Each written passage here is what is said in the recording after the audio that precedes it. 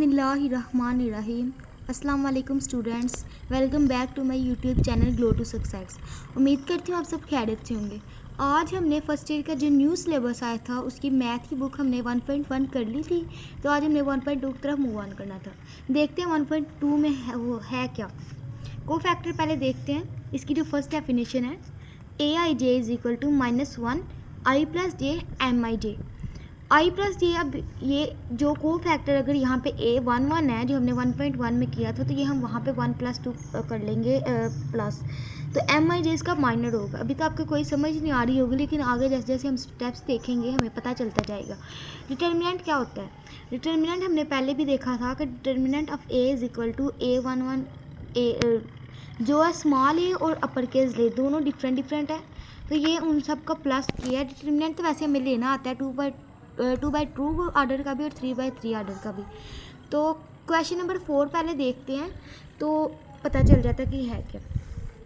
यहाँ पे है A is equal to 1 0 -2 2 -5 -2 -3 0 7। Fine हम लोगों ने क्या करना था, A13 A23 A33 और फिर इसका डिटर्मिनेंट हम लोगों ने फाइंड करना था। A13 अब देखते हैं। यहाँ पे हमने ऊपर को फैक्टर का फार्मूला पढ़ा था। बेसिकली यहाँ पे हम लोगों ने को फैक्टर ही फाइंड करना है, तो ए आई जे हम लोग रेफरेंस ऐड कर लेंगे -1 आई प्लस जे, जो ऊपर हम लोगों ने फार्मूला डिस्कस किया था, तो वो देखते हैं वो फार्मूला कैसे हम लोगों ने यूज़ करना है। अब यहाँ पे ए आई जे की जो प्लेस पे हम लोगों ने A13 का को फैक्टर फाइंड करना था, तो A13 राइट करेंगे और फार्मूले का -1 राइट करके आई जे का यहाँ पे 13 आ जाएगा उसकी प्लेस पे, और यहाँ जहाँ पे आई प्लस जे हुआ है यहाँ पे 1+3 हो जाएगा, और एम आई जे की आई जे की जगह M13 हो जाएगा। इसी तरह इसमें भी होगा 2A23 में और A33 में। देखते हैं अब हम लोगों ने इसका लेना है, को फैक्टर ले लेते हैं। इन दोनों को जब हम लोग प्लस करेंगे 3 + 1 को, तो ये हो जाएगा 4, यानी कि -1 की raise power 4 is equal to, अब यहाँ पे देखते हैं हम लोगों ने सबसे पहले 1 का लेना होता है इस चीज़ का डिटर्मिनेंट, और ये वाली रो और ये वाला कॉलम हम लोग छोड़ देते हैं। तो हमारे पास क्या बचा था, 0। ये देखें, ये और ये को फैक्टर में डिटर्मिनेंट में हम लोग देखते थे कि जिस रो में कोई एलिमेंट जो हेल्ड करता था वो इस तरह होती थी कि ये वाली रो छोड़ते थे और ये वाला कॉलम, यानी जिस रो और जिस कॉलम में।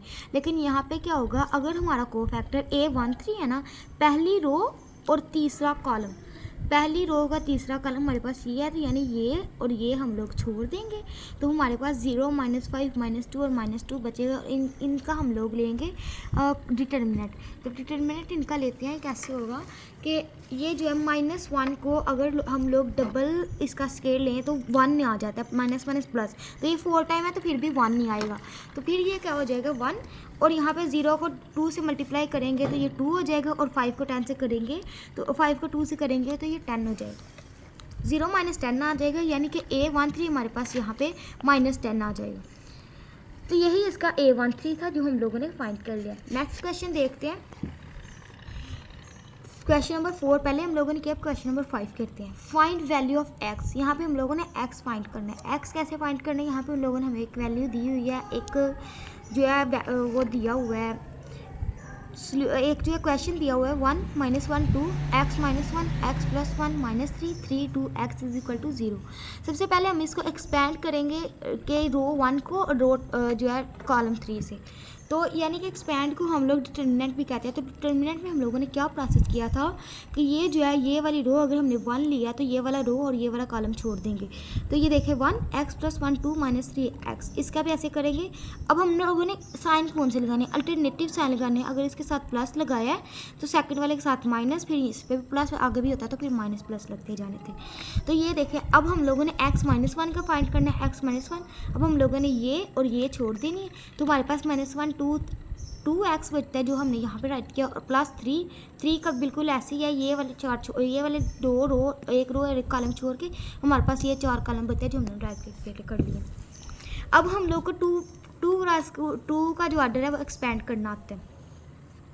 x है, यहाँ पे हम लोगों ने जो हमारे पास x है इसको इससे जब हम मल्टीप्लाई करेंगे तो x + 1 आ जाएगा, और यहाँ पे इंटरचेंज करके हमारे पास जो मिड में साइन बचता था वो हम लोग कहते हैं कि माइनस का साइन होता है, तो -2 और -3 वैसे के वैसे। फिर इसको देखते हैं -x - 1, ये देखें ये जो है एक्स जो -1 से होगा तो ये -x हो जाएगा, और 2 का क्रॉस आर्डर 2 से होगा तो ये -4 हो जाएगा, प्लस 3 -2, ये देखें 3 1 ज़ार 3, ये प्लस का 3 हो जाएगा, -2 लिख लेंगे और x + 1 को भी वैसे लिख लेते हैं। अब हम देखते हैं अगर जब हम आगे करेंगे तो ये क्या होगा, x है, x को x से स्केयर दें तो x स्केयर हो जाएगा, प्लस 1 से करें तो ये x हो जाएगा, -3 2 ज़ार 6, माइनस प्लस हो जाएगा, माइनस अब लोग यहाँ पे x को x से x स्केयर माइनस x को 4 से 4x प्लस x को माइनस प्लस हो जाएगा, और फिर ये 4 हो जाएगा, 1 को 4 से, प्लस 3 का बिल्कुल ऐसे ही है, 3 को पहले हम लोग -2x है, 2x प्लस 2 -2, माइनस और प्लस माइनस होता है, तो ये हमारे पास क्या आ जाता है x square plus x plus 6 plus ये देखें माइनस प्लस x का स्केयर माइनस प्लस 3x, ये देखें जब एक जमा का एक माइनस का है तो ये माइनस होगा, तो 4x में 1x निकाले तो ये 3x, ये माइनस और प्लस का माइनस साइन आ जाता है, plus minus minus, plus 4 plus 3 -2 2 जो 3 से 2 अगर हम निकालें तो ये दोनों मल्टीप्लाई हो रहे हैं, 3 2 ज़ार 6, तो ये -6x आ जाएगा = 0। तो यहाँ पे हमारे पास क्या बन जाता है 2x के -2x प्लस 5, ये वाला 3x और x, और यहाँ पे जो हमारे पास बचता है ये 4x -6x, तो हमारे पास आता है 2x। अब हम ये हमारे पास एक वैल्यू आ गई जिसे हम क्वाड्रेटिक फार्मूले में यूज़ करते हैं। By using quadratic formula we say that, next question देखते हैं, x = इसका फार्मूला -b जमा माइनस √b का स्क्वायर -4ac/2a। अब हम लोगों ने क्या करना है, ये हमारे पास जो वैल्यू है a जो है 2 के इक्वल है, b -2 के इक्वल है, और c जो है 5 के इक्वल है, तो ये क्या हो जाएगा, a हमारे पास -2, b भी a 2 का था, b -2 था, और c जो था 5 का था, तो हम लोग ये वैल्यू इनके अंदर पुट कर लेंगे, तो यहाँ पे हमारे पास क्या आ जाएगा, माइनस जो है वो प्लस हो जाएगा, प्लस ये हमने ना ये क्वाड्रेटिक फार्मूला 9 10 में भी किया हुआ था, बड़ा इजी, आपको मुझे होप है कि आपको आता होगा। -2 का स्क्वायर -4, 5 2 ज़ार 10, 10 को जब हम 4 से करेंगे तो 15 माइनस 5 2 ज़ार 10, 10 ज़ार 40 -4 तो 36 आता है, 40 - 4 -36। तो हम लोग क्या कर लेंगे, x = +2 जब वो माइनस वैसे ही आ जाएगा, -36/4।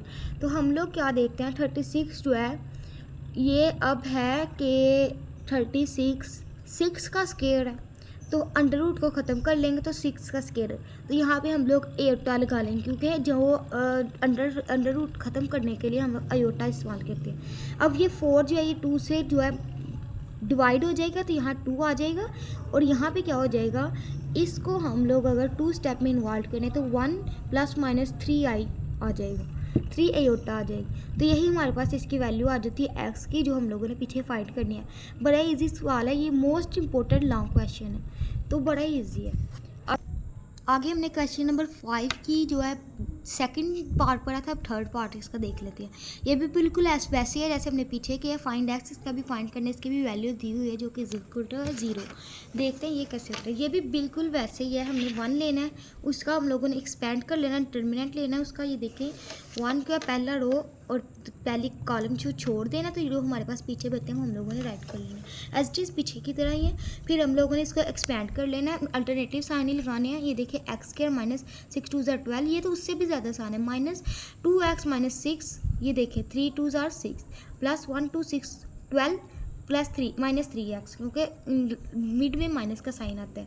तो ये हमारे पास क्या आ जाएगा, x² -6 कैसे आ गया, 12 जो है हमारे पास पहले x की वैल्यू देख लेते हैं, -2 और माइनस प्लस हो जाती हैं, तो ये 5x आ जाता है, लेकिन अलामत हम लोगों ने बड़ी लगानी होती है, बड़ी रकम के साथ जो होती है, तो ये हमारे पास माइनस आता है। बिल्कुल ये भी वैसे ही है, देखिए ये तो ईजिली बन गई है हमारे पास क्वाड्रेटिक इक्वेशन।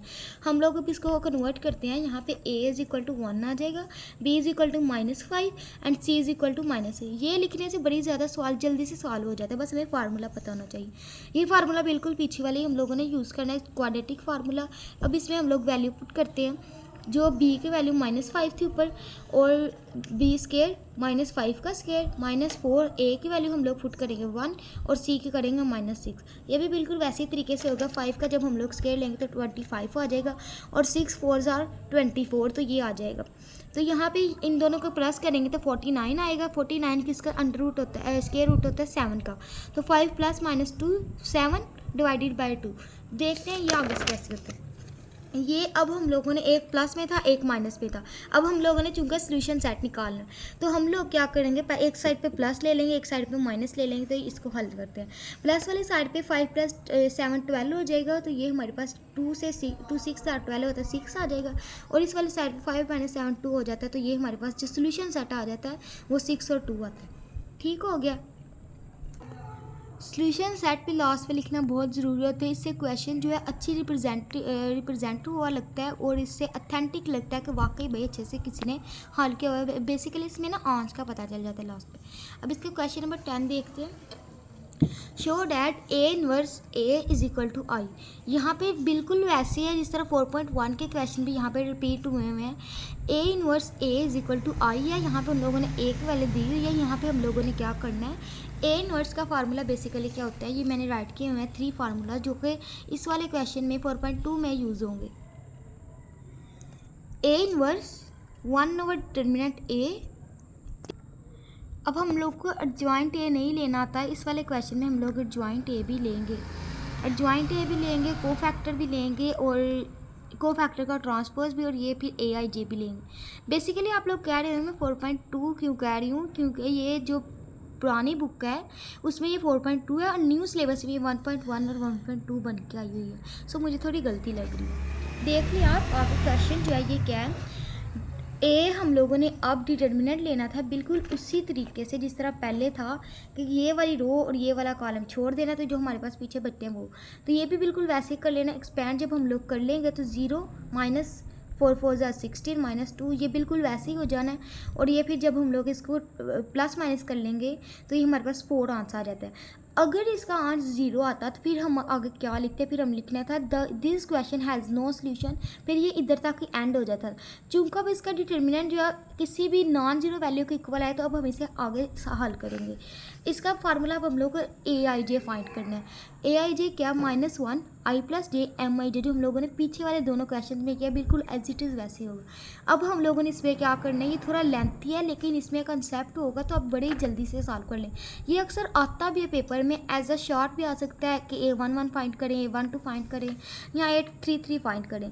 देखते हैं 11 A2 A12 A3 A13 कैसे करते हैं। A11 इज इक्वल टू -1 जो फर्स्ट वाला एलिमेंट से होगा, और यहाँ पे 1 + 1 यही प्लस कर लेंगे एज इट इज़ फार्मूले, और MIJ भी बिल्कुल है। अब हम लोग इसको एक्सपेंड कर लेंगे कैसे कि अब यहाँ पे हम लोगों ने अगर 1 लिया है तो ये और ये रो चली जाएगी और ये जो हमारे पास बचता है उस चीज़ को हम लोग एक्सपेंड कर लेंगे। तो ये हमारे पास आ जाएगा 0 - 16 A11 - 16 की। अब A12 देखते हैं।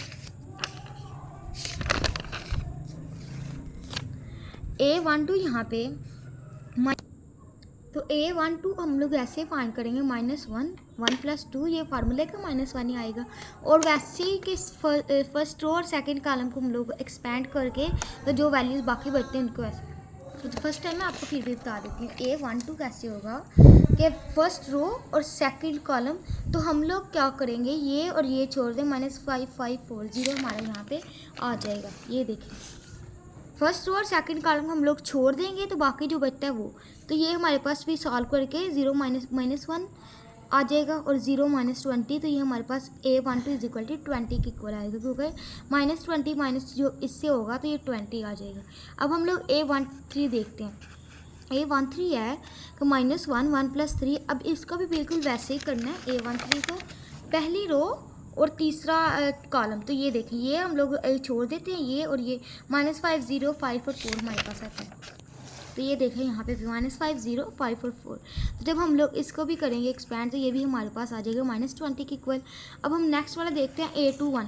और ये सेकंड का रो है, तो मैं आपको इसका भी थोड़ा सा बता देती हूँ। बाकी बिल्कुल ऐसे तरीके से A21 हम लोगों ने क्या करना है, सेकंड रो का सेकंड रो और फर्स्ट कॉलम, तो ये हम लोग क्या करेंगे, ये और ये 2 1 4 0 छोड़ेंगे।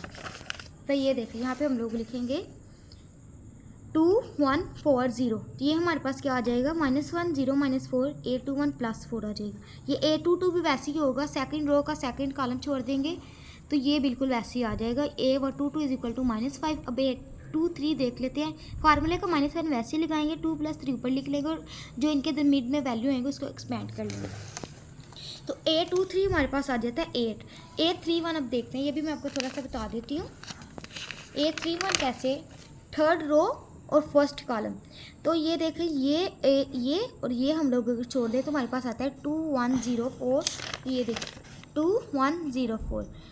तो मुझे लगता है आपको समझ आ गई होगी जितनी दफ़ा मैंने आपको बता दिया। 1 8 - 0 4 2 8 और -0 0। तो ये हमारे पास A31 8 आ जाएगा। A32 हमारे पास आ जाएगा -9। बिल्कुल वैसे तरीके से A11 A12 A13 A21 A22 A23 बिल्कुल सारे फाइंड करने लाइक दैट ये लिखे हुए हैं। A11 A12 A13 A21 A22 A23 A31 A32 ये फाइंड कर लेना तो आपका जॉइंट ही लेना आ जाएगा। अब हमने A33 भी बिल्कुल वैसे ही राइट करना है लाइक दैट। ये देखिए हमारे पास A33 है ना, तो वैल्यू में हम लोग इसको और इसको छोड़ देंगे और ये वाली 4 वैल्यू हम लोग एक्सपेंड कर लेंगे। अब देखते हैं इसका क्या सोल्यूशन आता है। अब हम लोगों ने A11 की जगह ये A11 की वैल्यू पुट करेंगे, A12 की करेंगे, A13 की, A21 A22 A23। ये देखते हैं, देखिए A11 की वैल्यू -16, A22 की वैल्यू 20, A33 की वैल्यू -20, देखिए 21 की वैल्यू यहाँ पे हमारे पास आई है +4। तो ये देखें 4, A22 की आई है -5। ये देखें -5 आई है, तो यहाँ पे हम लोग -5 यानी कि एज इट इज़ वैसे ही वैल्यू राइट करेंगे जिस तरह हम लोगों ने। अब हम लोगों ने इनका लेना था ट्रांसपोज। तो ट्रांसपोज हम लोगों ने कैसे लेना था कि जो रोज़ थे वो कॉलम में इंटरचेंज हो जाते हैं और जो कॉलम होती है वो रोज़ में इंटरचेंज हो जाती है। तो -16 20 -20 जो ये रोज़ में ये कॉलम में हो जाएंगे। तो ये देखें, ये रो ये कॉलम में इन्वर्ट होगी, ये रो ये कॉलम में, ये रो। अब हम लोगों ने फार्मूले के अकॉर्डिंग A 1 1/8 हम लोगों ने A 1 फाइंड करना। थोड़ा सा क्वेश्चन लेंथी है लेकिन बहुत ही ज़्यादा इजी है। और जॉइंट ए अब हम लोगों ने देखा A 1 1/8 डिटरमिनेंट हमारे पास आंसर 4 आया था। चूँकि इसका 0 नहीं था तो इसलिए हमारा आगे से सवाल जो था चला था, सोल्यूशन हम लोगों ने फाइंड करना बिल्कुल ये। और जॉइंट ए हम लोगों ने यहाँ पे ये लिया कि ट्रांसपोज लेके जो हमारे पास आते हैं वो जॉइंट ए होता है। तो अब हम क्या प्रूफ करना है, left hand side is equal to A 1 A। A 1 अब हमारे पास ये है। अब हम लोगों ने A की वैल्यू भी राइट करनी जो हमारे पास शुरू पे थी 1 2 1 -4 0 4 5 4 0। इनको और इसको मल्टीप्लाई करना है आपस में। ये देख, पहली की रो और दूसरे का फर्स्ट कॉलम, फिर दूसरे का सेकंड कॉलम, फिर दूसरे का थर्ड कॉलम। तो ये देखो -16 जो 1 से करेगी तो 1 ही -16 रहेगा। 4 को 5 से -20 प्लस ये देखिए तो 8 5 40 और फिर -16 2 32, 4 को 0 से 0 आ जाएगा और 8 को 4 से करेंगे तो ये भी 32 आ जाएगा। यानी कि एज इट इज़ हम लोगों ने वैसे जिस तरह हम लोगों ने पीछे 4.1 में किया था एज इट इज़ हम लोगों ने इसमें भी वैसे ही कर लेना है। तो ये हम लोगों के पास आंसर आ जाता है 4। अब देखें यहाँ पे क्या होता है कि ये जो है -32 और ये +32 है तो ये कैंसिल हो जाएगा, 0 बचता है। अब हम ये देखते हैं -16 + 16 ये भी 0 माइनस ये देखें जब 45 में -25 करें तो ये हमारे पास 20 बचता है। यानी कि -20 और +20 ये भी 0 के इक्वल हो जाएगा। -20 माइनस ये देखो -30 में से -50 करेंगे तो -20 आता है, ये भी इक्वल 0। ये देखें -40 + 40 ये भी इक्वल टू 0, -20 + 20 ये भी इक्वल टू 0। और यहाँ पे हमारे पास क्या बचता है, 20 में से 4 निकाला, 24 में से 20 निकाले 4, 36 में से 40 निकालने, 46 में 30 तो 4, तो ये बिल्कुल 4। तो अब हमारे पास साइड पे क्या था, 1/4 से हम लोगों ने डिवाइड करना था। तो अगर हम लोग इसका डिवाइड करें तो हमारे पास आ जाता है ना 4 / 4 1। तो ये देखें हमारा यही क्वेश्चन था कि A 1 A is equal to I is identity matrix which has 3/3 4/4 order. So we have defined the 3/3 order. Then we prove that A 1 A is equal to identity matrix. तो हम नीचे रेफरेंस ऐड करेंगे। Hence we prove that left hand side is equal to right hand side. आज के लिए इतना ही काफ़ी है। मुझे उम्मीद है आपको समझ आ गई होगी। फ़ी मानुल्लाह, अल्लाह आपको अपने ज़ुबान में रखे। तो मेरे चैनल को लाइक कीजिएगा, सब्सक्राइब कीजिएगा, शेयर कीजिएगा। ओके, अल्लाह हाफिज़।